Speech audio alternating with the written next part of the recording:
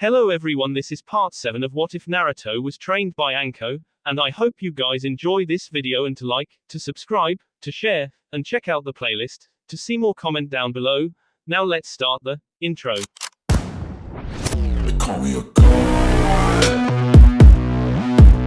They call me a god. They call me a god.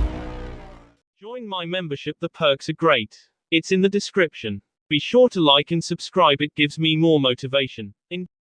For the next 5 days Naruto and Anko had been doing the necessary 25D rank missions, and Anko was about to go crazy from doing these pointless chores. Truth be said, Naruto was about to do the same. These weren't missions, they were mindless chores that didn't have any training value whatsoever. Naruto had to chase down the daimyo's stupid cat 3 times in 2 days. The third time Naruto looked the cat in the eyes and told it that if he would escape one more this week he would regret it very much. After that, the cat stayed home patiently waiting for the week to end so he could escape his mistress' choking arms once more. Anko told Naruto that the stupid cat escaped a fate worse than death by staying at home as she was about to do some serious damage to it. Finally, after 5 days of chasing cats, painting a fence, doing groceries for old people, they had done the necessary D-rank missions. Now they could join Team 8 on C-rank missions, hoping those wouldn't be so boring and useless. Naruto, who had been staying with Anko since they got back, opened his eyes and got up to start on breakfast. Ever since they started their training at the forest, Naruto had always been the one to make breakfast. He didn't mind one bit, he actually liked making breakfast for him and Anko. They had really gotten close over the past months. Though he knew she wasn't interested in a relationship outside friends, he secretly started to hope that one day they would be more than just good friends. He remembered his dad's words about finding love, and he believed that Anko was everything he would ever want in a girlfriend and out-off or wife. Though for now they were good friends, and that was more than enough for now in his opinion. Anko woke up hearing Naruto preparing breakfast in the kitchen. She wrapped her body into her sheet and thought about the young man currently making her breakfast. The more she thought about it or him, the more she realized she liked him a lot. She really liked him. She felt so comfortable around him, knowing that she didn't have to put on her mask when she was with him. Even though she was older than him, she too used to have to deal with loneliness and hateful villages. It hurt a lot then, and it still hurt now, and after years of pretending to be someone she was not, it felt immensely good to be able to be herself. A lonely girl searching for acceptance and love. She had found a great friend in Kurenai, but it wasn't the same as with Naruto. He could make her smile like nobody else could. By saying a gentle word or a simple look he could comfort her, and it made her feel very much alive and happy. She knew that she was about 10 years older, but she didn't care. Age didn't matter to her, and she was willing to wait for him until she thought he was ready. Clearing her head, she got up and got dressed into her pajamas. She was hungry and breakfast smelled great like always. After breakfast they got ready to leave for the meeting point where they would meet Kurenai and the rest of Team 8. 5 minutes later they arrived and greeted the rest of the team. Together they left towards the Hokage Tower to hopefully get her interesting C-rank mission. Entering the room, Naruto greeted his Ji-chan and Iruka-sensei with a smile and a good morning. Receiving a smile and a greeting back, Naruto waited impatiently for the Hokage to assign him a mission. Sarutobi chuckled seeing Naruto's impatient face, knowing that the young shinobi had waited a long time to start doing missions. D-rank missions didn't count as missions in Naruto's opinion. He took out a paper from the C-rank pile and smiled. He was sure Naruto was going to like this one, since it was a mission far outside the village and he knew Naruto had never left the village before. Ah yes, I have the perfect missions for you guys. It's a escorting and protecting mission. You're to accompany someone back to the country of the wave and protect him from bandits and thieves. Since there are 4 of you, there should be no problem whatsoever. Okay, you can come in now, Tazuna-san said, explaining the mission and calling for a certain Tazuna guy. The door opened and a slightly drunk old man entered the office. He wore glasses and had a goatee. He was carrying a backpack and had a bottle of sake in his hand. He looked over at the kids and snorted. Are these the so-called shinobi who are going to save me from being mugged or ked? Tazuna said while inspecting Naruto and the rest. They look like they just left the diapers. Seriously, they're a bunch of MS who couldn't defeat the weakest of enemies. He continued to insult them. He was about to continue his insult when Anko appeared behind him holding a kunai to his tea. Please refrain from insulting our students, old man. They may be young, but each and every one of them could kick your sorry drunk ass any day of the week. Anko said, defending her students in a menacing voice that caused Tazuna to almost soil his pants. I'm sorry. You all look very capable and strong. Please protect me from harm. Tazuna said quickly. He didn't want to get killed by this crazy woman. Naruto smiled when Anko winked at him, asking him if he liked the performance. Slightly nodding, he gave his okay. He knew that this was part of Anko's mask and he didn't mind that she used it when in public. He knew that when it was just the two of them she dropped her mask and he saw the real Anko. Kurenai dismissed the students, telling them to go pack for a long-term mission and told them to meet at the front gate in 30 minutes. Kiba, Hinata and Shino disappeared in separate directions to go pack and prepare for the mission. Since Naruto had everything stored in his scrolls, he was already packed, so he accompanied Anko and Tazuna to the front gate.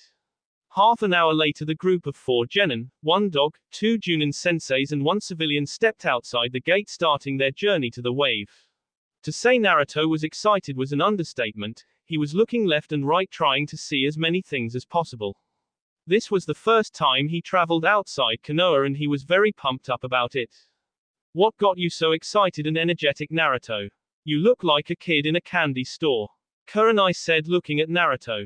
Well, sensei, it's just that I have never been outside the village before now. So I'm kind of curious about the things we'll be seeing on this TS. Naruto said, practically jumping up and down. Ah, I see. Well, better get used to it, Naruto, because the most of the C-rank missions or higher are outside the village. Kurenai said, smiling at Naruto's enthusiasm. Really? That's great. I can't wait to see all the different villages and stuff. Naruto said, becoming more excited by the minute. He really hoped this would be a cool mission. But so far things were very calm. During the first day of travel nothing really special happened. If Naruto had to be honest, this was boring as hell. They hadn't encountered any bandits or thieves, so there was no fighting that day. He did learn a bit about the wave country from Tazuna, but for a reason the man was very reluctant to give out information out the country. Naruto said he would remember that small piece of thought and mention it later on. Kiba and Akamaru were running around playing and Shino was as quiet as always. Hinata was guarding the back with Kurenai sensei. When they made camp for the evening, Naruto sat beside Hinata so he could talk to her a bit. He wanted to get to know his teammates better so they could become friends. Sure, they had been in the academy together, but this wasn't the same as being friends, so wanted to make an effort. Hey Hinata, can I sit down? Naruto asked the very shy girl. Hinata stammered out a soft yes and turned bright red in the face. She couldn't believe that Naruto wanted to sit next to her and maybe even wanted to get to know her a little better. Naruto sat down and started on his diner. So Hinata, how have you been doing since graduation?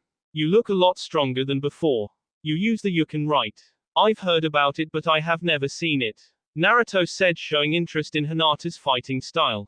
Hinata was surprised Naruto was interested in her progress and that he knew about the Yuken.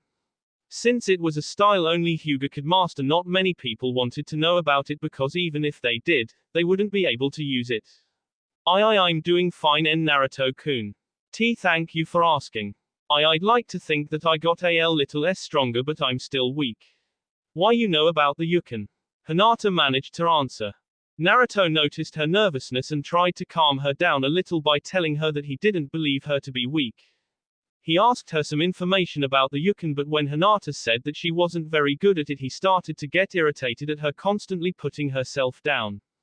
When he asked why she thought she was weak, she told him that she always lost in sparring matches with her little sister, and her father also said she was weak.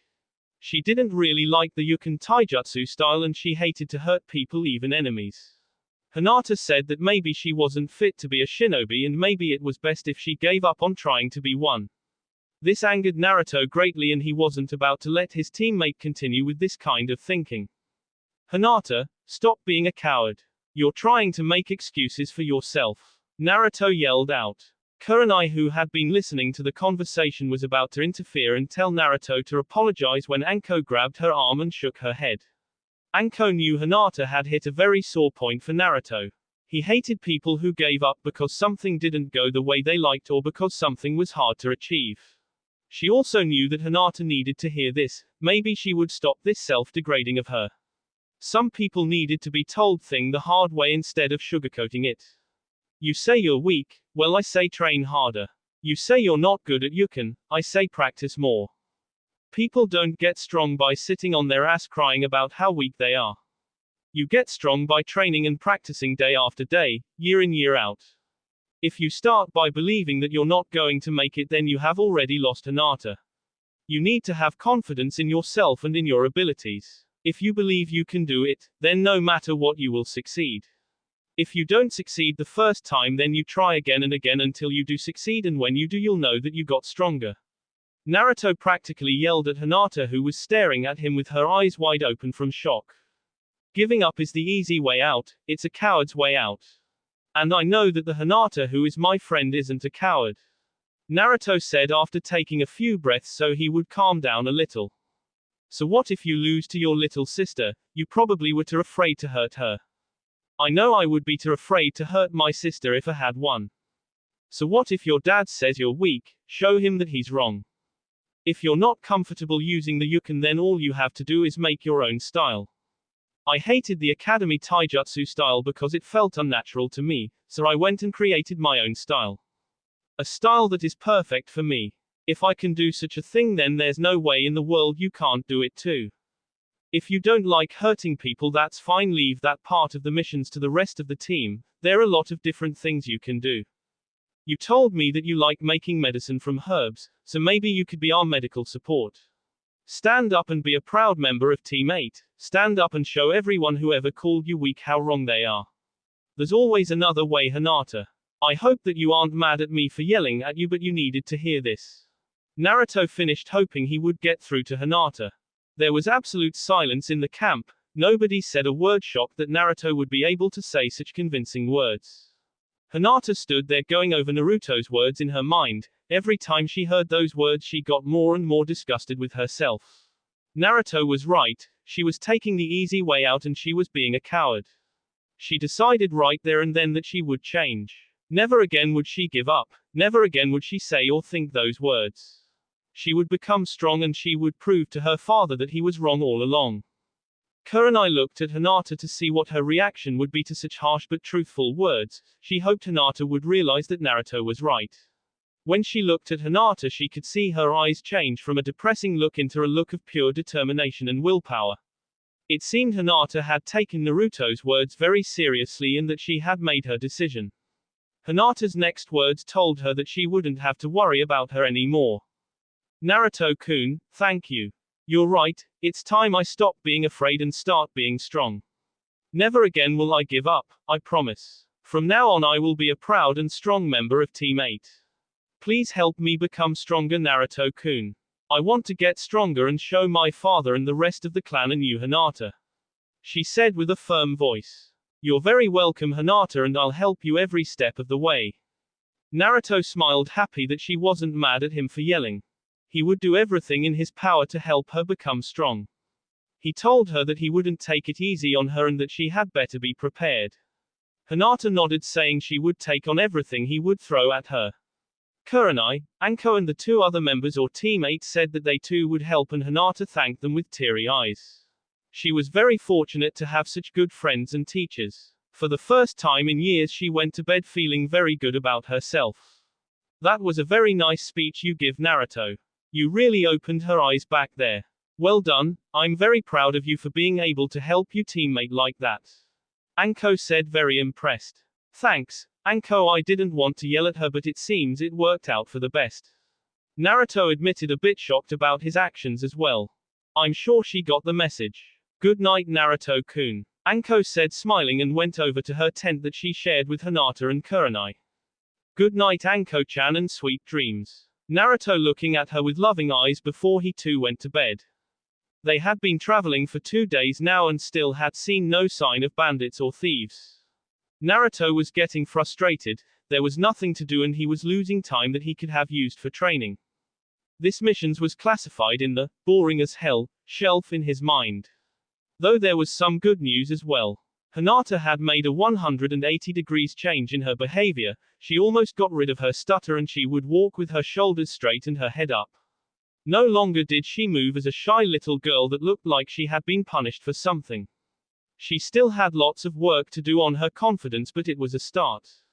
Bored, Naruto looked at the road in front of him and his eyes caught something that wasn't supposed to be there. A small puddle. Since it was very warm and it hadn't rained for days, this was next to impossible. He glanced at Anko and Kurenai and realized that they saw it too. They didn't show any concern or motion to interfere. They would let the kids handle it, but they would interfere if they saw that the kids couldn't handle the situation. When they passed the puddle, none of them made any sign of recognition and just kept on walking. All of the sudden, two shinobi rose from the puddle ready to attack.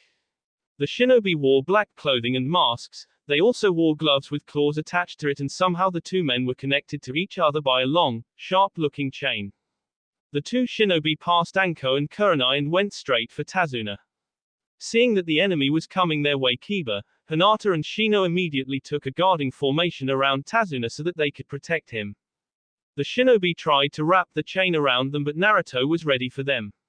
He appeared in front of his team and quickly unsheathed his sword, channeling some chakra into the seal, which allowed Naruto to cut up the chain like a hot knife through butter. Seeing that their initial attack was defeated, the two men each took a target and went for the K. One of the two went for Naruto and tried to slash him with his claws. Naruto kept evading for a while, but he didn't want to take any risk, so decided to quickly end this fight. He pushed forward and he attacked with an overhead slash from his sword. His enemy, not knowing that Naruto's sword was enhanced with chakra, simply tried to block it with the piece of metal that was strapped around his forearm. He should have remembered that this sword had cut through their chain, but underestimating Naruto, he simply tried to block it. His eyes went wide when the sword cut through his metal arm guard into his F, cutting his forearm clean off the rest of his arm. Distracted by the loss of his forearm and the resulting pain, he didn't see Naruto's next attack coming, which separated his head from his body. Naruto was a little shocked that he had killed the man, but Anko had told him several times that killing an enemy is a part of being a shinobi. He regretted killing the man but wouldn't feel guilty about it. It was either K or be killed. The other shinobi had heated for the other three members of Team 8. Kiba and Shino went forward to try and stop him, while Hinata stayed with Tazuna in case the enemy would get past her teammates. Kiba threw a punch, but the enemy just ducked under it and continued his advancing. Shino didn't fare any better and his attack was blocked as well. But before he could make it to Hinata and Tazuna, a nice-looking throwing knife planted itself in the back of his head, causing instant death. Anko had decided that he had made it far enough and didn't want to take the risk that he got past Hinata as well. Good job everyone. Very nice teamwork. I'm very proud of each one of you. You worked together and you protected Tazuna very efficiently. Well done, Kurenai said. Anko, however, went over to a still slightly shocked Naruto, knowing that this was the first time he actually killed someone. He heard someone asking if he was okay. When he looked up, he saw Anko looking at him with a hint of concern. I'm okay. I guess I'm just a little shocked that I killed the man, Naruto said softly. He felt somewhat bad for taking the life of another human being, even if he was her enemy. I know, Naruto. This was your first K, but don't feel bad about it, okay? You had no choice. It was K or be killed. This is a part of being a shinobi, Naruto, you know this. Anko said, trying to help her student.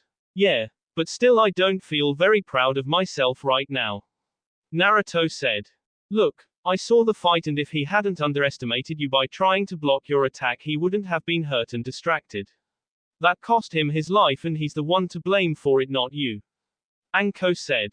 Does it ever get easier? Naruto said, actually slightly afraid of the answer. It actually does get easier, Naruto-kun. You'll learn how to deal with King, but as long as you feel uncomfortable with it, you should be fine. When you start liking to K, it means that you have stopped being human, Anko said softly. Even now I'm still not used to King, even after all my time in the assassination squad. I like the rush and the adrenaline that comes with those missions, but the King part is something I will never enjoy. I do it because it is my job as a shinobi and my duty to the village. She continued and placed her hand on his right shoulder, showing her support. Thanks, Anko-chan. I needed to talk about this, Naruto said. You're welcome, Naruto-kun. Now let's see what Kurenai got out of the old man, Anko said. While Anko was talking to Naruto, Kurenai had forced Tazuna into telling the truth about the mission. Tazuna, seeing that he had no choice, quickly told them that he was being targeted by shinobi who worked for a man named Gato who didn't want him to complete the bridge he was building. The bridge would help the country recover from poverty caused by Gato and his thugs. He also said that he didn't want to lie about being targeted by shinobi, but he knew that he couldn't afford a more expensive B rank of hire. Kurenai and Anko were in a difficult situation because this could very well become a very dangerous situation. Men as rich and powerful as Gato could afford lot of manpower to protect themselves, and they also hired high-level missing nin to do the dirty work. This should have been an B or even A rank mission instead of a C rank. The smart thing to do was abandoning the mission, but both of them knew that now of the kids would accept that answer. So they decided to continue the mission, but told the kids that if they were to encounter shinobi, their job was to protect Tazuna while Anko and Kurenai would fight the enemy. Seeing that their teacher was serious, Naruto and the rest quickly agreed to those terms. Now that they knew that there could be shinobi attacking, the group was on high alert. Naruto had taken several useful items from the two missing nin, like explosive tags and some poison. Since that kind of stuff was relatively expensive, he might as well take it with him. It could prove useful and it would save him some money, which was always good in Naruto's opinion. Hinata used her Byakugan every 10 minutes to try to find a trace of her enemy. So far she had found nothing, which secretly she was very glad for. Kiba and Akamaru took the lead, so if there were any enemies coming from the front he could smell them. Shino used his bugs to try and find any enemy. Naruto had made a few cage bunchins who followed him at a distance. They could provide backup or a distraction in case of an attack. When he suggested his idea, both Anko and Kurenai congratulated him for thinking of such a use of the cage bunshin no jutsu. 2 days after the first attack, they had reached the border of the fire country and were waiting for a contact person that Tazuna knew who would get them across the small sea to the wave. Naruto was excited because he had never seen the sea before, so this was something he wanted to see for years. When Tazuna's contact arrived, they quickly boarded the little boat that would bring them to wave. About 1/4 of the trip, a giant stone obstacle came into view. This is the bridge that we're building right now. It will connect the island with the mainland and provide us with other means of doing trade then by sea. Right now Gato owns almost every ship in wave, making it impossible for us to break from under his thumb. Tazuna said sadly. So that's why he wants to kill you. If you get killed, then there will be no one to finish building the bridge. Shino said. Yes, that's why I need protection. I'm sorry for lying, but I had no other choice. Tazuna apologized once again. A short moment later they reached land again and said goodbye to the man. Tazuna told the group that his home was just 1 hour from where they were now, so they decided to hurry. Naruto once again made a few cage bunchins to guard their back in case of an attack. They had been walking for about 20 minutes when Hinata spotted movement high in the surrounding trees. Alerting everybody, they quickly got in a formation around Tazuna so that they could protect him. A few seconds later a figure dropped out of the trees in front of them. Standing up, Team 8 could see that he carried a very big sword on his shoulder and he carried a headband that indicated that he was a shinobi of the mist. Damn, I hadn't counted on one of you brats to have the Byakugan. That spoiled my little surprise for you guys. Ah well, no matter. I see, Yuhi Kurenai, Genjutsu Mistress of the Leaf, and Mitarashi Anko, Snake Mistress of the Leaf. No wonder the Demon Brothers didn't have a chance against the two of you. The shinobi said. Naruto bristled at the way he addressed Anko, knowing that she despised that name. She hated being associated with Orochimaru, the legendary Snake Sannin. It reminded her of his betrayal and the hurt and loneliness that came with it. Momoki Zabuza, Demon of the Mist and one of the legendary 7 Swordsmen of the Mist. Wanted for attempting to assassinate the Mizukage several years ago. Kurenai said. Inwardly, however, she was very worried. This was a very dangerous opponent. The situation had taken a turn for the worse. She hoped that she and Anko would be able to defeat him, but she knew that it would be a tough nut to crack. She glanced at Anko and saw that she was thinking the same thing. Kurenai wasn't her attack type, rather she preferred to stay in the background trying to capture her targets in a genjutsu and then finishing them off. Since that wasn't possible in this case, she would have to fight directly, which wasn't her strong point. Anko was worried about this opponent. If it was just she and Kurenai, she might be able to defeat him, albeit with some trouble, but now she would have to worry about protecting her students and Tazuna. She had no doubt that Zabuza would use that in his advantage if they had a lapse in concentration. This man was a specialist in Silent King, something that was very hard to beat without being able to do it yourself. This was troublesome to say the least. Zabuza didn't waste any time and started his attack by creating a very thick mist that surrounded everyone. Anko cursed. This was what she was afraid of happening. With zero visibility they were at a disadvantage.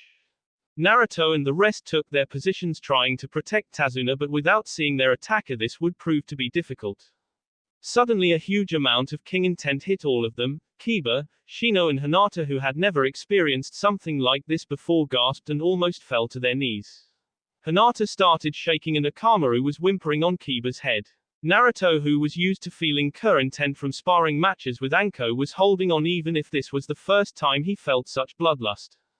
When the mist cleared, Naruto saw Kurenai approaching Zabuza, trying to S him in the back. She had him trapped in a genjutsu and was about to make her move. Since he had his back turned to her, she couldn't see the small smile that crept into Zabuza's face. When she espered him, she thought that it was over, but then she heard water sping on the ground. Kurenai-sensei, watch out behind you. Naruto yelled, starting to run towards her. When she heard Naruto's call, she saw that the Zabuza she had espered disappeared in a blob of water. She had been tricked. This Zabuza was a Mizu Bunshin. She had fallen for his trap. Turning around, she saw another Zabuza swing his sword at her midsection. Knowing she couldn't dodge in time, she braced herself, waiting for the pain. Naruto, who had seen that Kurenai-sensei had fallen in a trap, hurried his way over, hoping that he would make it in time. Kurenai, who expected a lot of pain by being cut down by Zabuza, heard a loud clang. A clang she associated with weapons colliding. Opening her eyes, she saw Naruto, who had stopped Zabuza's sword with his own. Naruto relaxed a little, knowing that he had made it in time to block Zabuza's sword, but now he had to fight himself. He knew this man was strong, stronger than him, because it had taken a lot of his strength to block that huge sword. Naruto knew that he was in a bad situation and that this could end with him losing his life. But if he was to he wouldn't go alone, he would at least take Zabuza with him, he promised. With all his strength he pushed Zabuza away so that he could relax his muscles for a few seconds and try to think of a plan. Zabuza was surprised. Not only had the blonde realized that his sensei had espered a Bunshin, but he had also reached his sensei in time to save her. And on top of that, the blonde had stopped his attack with a sword of his own. He wondered where the kid had hidden the sword since he didn't noticed it before. He felt the kid push him back and he jumped to take some distance. This kid was interesting, he thought. Kurenai and Anko were amazed at Naruto. He had stopped one of Zabuza's attacks, an attack that would have ended Kurenai's life if it had succeeded. Kurenai was going to thank Naruto profusely for saving her life if they managed to win or escape this fight. Anko was glad that Kurenai was okay, but she was now very worried about Naruto. Zabuza surely would be interested in him now and focus his attacks on him. She had to find a way to divert Zabuza's attention to her and Kurenai. She was afraid for Naruto's life if this continued. She was about to make her move when Zabuza turned to her and pointed behind her. She turned and saw that a Mizu Bunshin had his sword aimed at Kiba and the rest of the team. If you don't want AS team, I suggest you don't make a move. That counts for you as well, Kurenai-san. Zabuza said, grinning at the anticipation of having to fight a brat that showed some talent. Kurenai and Anko were trapped. He had played this well. By taking hostages, he was sure that they wouldn't attack. That's what happens when you get distracted and you care too much about human lives, he thought. Sensei, don't move. I'll be fine, don't worry. Naruto tried to reassure them. But inside he was close to panicking himself. Zabuza had played a dirty trick by taking his team hostage just so that he could play around with him. Naruto needed a plan and he needed it yesterday. He tried to calm himself down and started to think of a plan that would allow him to escape or drive Zabuza away. Zabuza, who had given the blonde enough time to recuperate from stopping his attack, started to get impatient. He wanted to enjoy a fight and hopefully a good K. He was going to take his time with the brat in front of him. He grabbed his sword and started advancing toward Naruto, who saw Zabuza getting ready to attack again. Naruto gripped his sword tightly and prepared for the fight. Zabuza reached him, raising his sword above his head and then thrusting it down to Naruto. Seeing the sword coming down, Naruto channeled an amount of chakra into his sword and parried the blow. Zabuza smiled. This kid had guts taking on his attack, that or he was stupid to try such a thing. Blow after blow, attack after attack, Naruto blocked or evade Zabuza's sword. His own sword was put to the ultimate test. If his sword survived this fight intact, then nothing would be able to destroy it, Naruto thought. He's playing with me, he wants to take his time and test me. Blocking these attacks take too much chakra, I need a plan, I need to do something. Naruto realized. Up till now Zabuza had been holding back and Naruto knew it. If Zabuza got serious, there would be no way for Naruto to parry or block the attacks. He's underestimating me like the other guy. Think, damn it, think of something. Naruto thoughts raced through his head. You got talent, brat, I'll give you that, but you're way too young and inexperienced to defeat me. I will take my time finishing you off and then I'm going to amuse myself with your senseis for a while. Maybe I should sell them to one of the slave rings, what do you think? They should be worth quite a lot. Zabuza said, laughing like crazy. This angered Naruto greatly since he knew what happened to girls who got sold to those slave rings. Most of the time girls would be used as toys for the rich and powerful. Once caught in such an environment, there was only one escape, and that was death. The thought of Anko suffering a fate like that made Naruto mad beyond belief. There was no way he would allow such a thing to happen. He blocked another blow from above and jumped backwards while doing some hand seals. Kage Bunshin no Jutsu, Naruto yelled out. In an instant 5 Bunshins appeared. Oh, that's a very useful jutsu you know there, but that's not going to work, brat. 5 Bunshins are nothing to me. Zabuza sneered at Naruto. Then how about 50? Naruto said before repeating the jutsu. With that, a small army of clones attacked Zabuza, who stopped sneering and started to cut down some clones. After a few moments, all the clones were destroyed and Zabuza appeared before Naruto going for the K. Naruto, who had a look of surprise on his face, made no move to dodge or block the strike. When he was about to be hit, a small smile appeared on his face. Striking down Naruto off the shoulder, Zabuza started to laugh until he heard a soft voice. Boom, said Naruto smiling, and with that he exploded. Zabuza, who didn't have time to move away, got hit with the full blast of the explosion. When the dust and smoke cleared, Anko and Kurenai saw a wounded Zabuza standing there halfway, hiding behind his sword.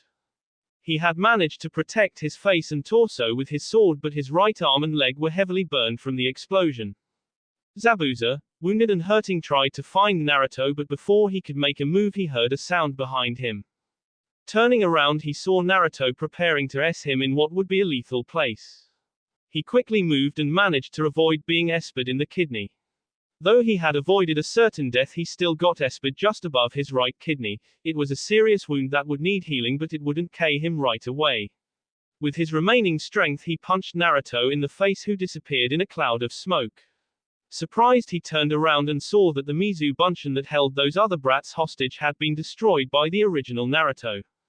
Zabuza was pissed beyond words. He had gotten careless and now he paid the price for it.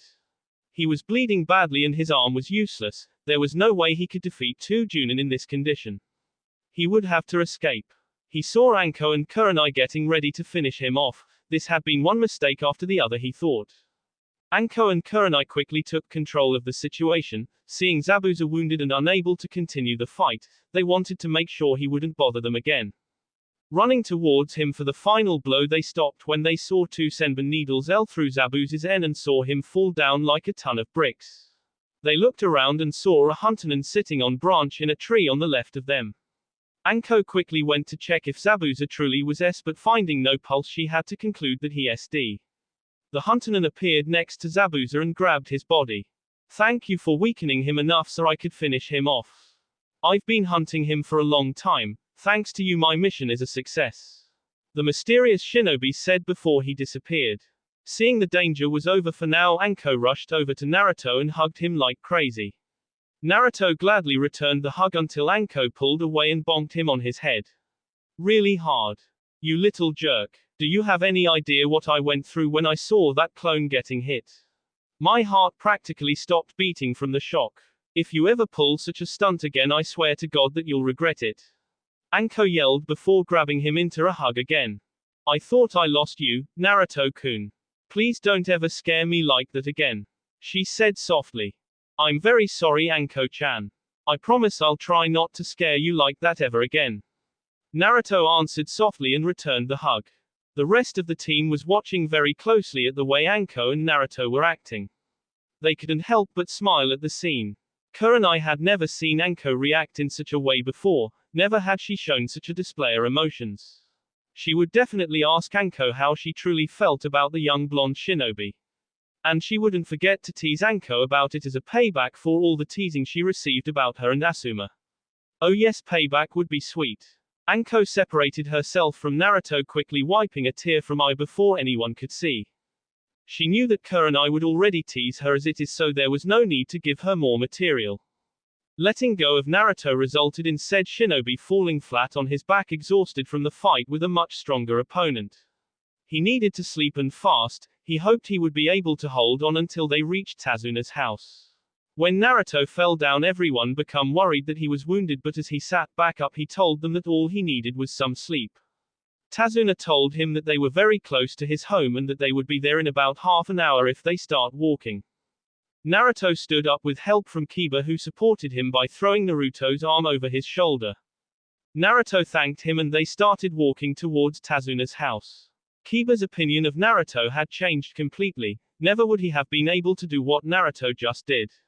While he would never admit it out loud, Naruto had gotten his respect and he kind of looked up to him now. Naruto had literally saved all of them from an opponent who was many times stronger. He would have to train harder if he wanted to keep up with Naruto.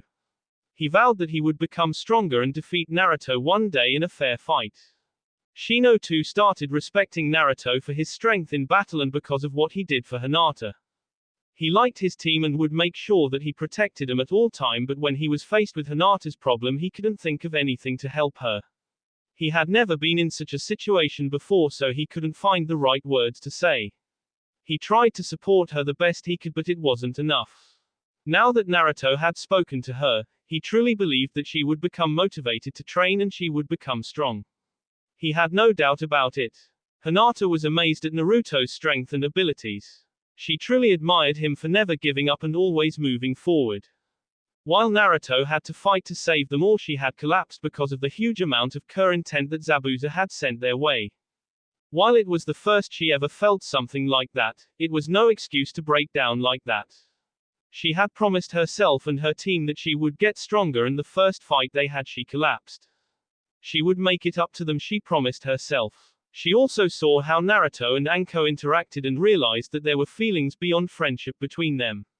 She sighed knowing that Naruto would never be more than a close friend to her. But when she thought about it, she realized it didn't hurt as much as she thought it would.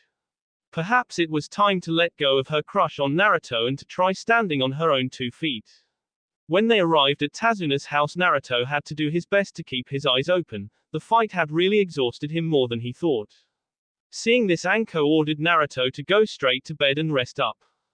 Naruto didn't have to be told twice and he bid everyone a good night and crept into a futon. He was asleep minutes after his head touched the pillow.